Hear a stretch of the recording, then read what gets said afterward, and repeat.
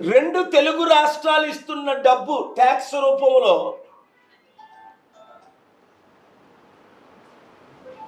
లక్ష కోట్లు అయితే వారు మనకి అన్ని విధాలా తిరిగిస్తుంది 40,000 కోట్లు మాత్రమే.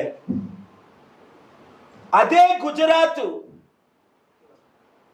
1,00,000 కోట్లు ఇస్తే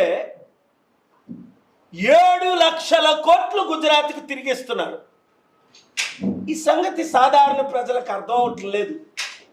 అందుకే మీడియా మిత్రులు నేను మాట్లాడుతున్న మీరు హైలైట్ చేసి చూపిస్తుంటే ప్రజల మనోనేత్రాలు తెరవబడుతున్నాయి. ఇక్కడున్న రెండు తెలుగు రాష్ట్రాల్లో ఉన్న అన్ని పార్టీ నాయకులు మోదీకి తొత్తులే, ప్రశ్నించలేరు. లేదు అంటే ప్రశ్నిస్తే ఓటుకు నోటు కేసులో అక్కడ ముఖ్యమంత్రిని ఇక్కడ ముఖ్యమంత్రిని ఇమీడియట్గా జైల్లో పెడతారు.